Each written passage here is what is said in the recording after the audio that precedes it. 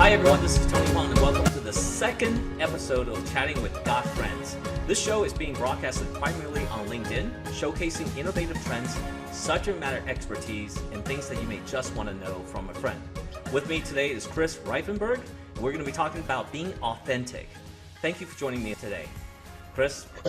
Thanks for having me, Tony. So Kris, one of the subjects that we kept talking about is about how to be authentic and understanding people's pain before you offer advice and value. Tell us a little bit about that area. For me personally, whenever I'm speaking to one of our partners, one of our clients, I view it as a learning experience because it truly is. And I value education. Former teacher, taught for about 10 years, and then moving over into this space, I really have a lot to learn. So anytime I can have a conversation, I really try to listen, understand their pains, their challenges, and see if maybe we can help. I think just trying to be myself, Tony. I really do like making the relationships and understanding what people's roles actually entail, what challenges they deal with on a daily basis. It is a bit of a different approach, but it's been very worthwhile, and I believe in it. You and I went through a lot of things about social selling. Tell us about this aspect of things that's a little bit different than the tradition. Because it's a different world. I remember back in college I had a telemarketing job, and I called people at their homes and I talked to them about long distance phone plans. But it's different now because not everyone really answers the phone. And at the same time, there's a lot of people still doing the same thing. So I was actually on the phone last week with one of our clients, and he said how he doesn't even answer his phone anymore. People don't take the time to learn about them, about the company, and they just kind of just dial and dive right in there and say, hey, what are you guys working on? And you want to get some of our stuff, and it's just kind of feels yucky, Yeah.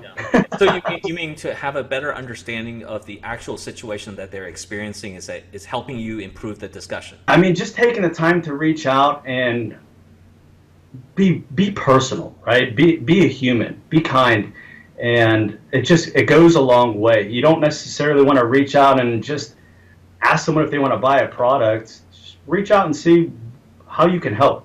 Okay, so I think you and I talked about the respect level. And I think one of your LinkedIn connections told you this is signed as a form of respect to be actually connected with her, and then she was able to do introductions for you, right? So give us that example a little bit. Reached out to one of our friends and just introduced myself. She's been with the company for over 20 years. She's had great experience, and for me, and it's how I led off the conversation was, hey, I'm still fairly new. I'd love to learn from your experiences. And we had a great call. After that, she said, hey, by the way, if you happen to see someone that you'd like to talk to and would like an introduction, feel free to ping me at any time. Okay. It just so happened that she did know someone I wanted to talk to, and she put me in touch, and it was nice. So you're saying the world LinkedIn is becoming a little bit more personal now, instead of just of a kind of an online connection. You're actually making that online connection into reality. Correct.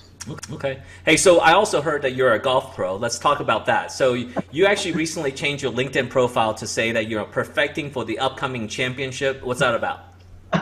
Well, let's circle back a little bit there, Tony. I would not say pro. But, I would say.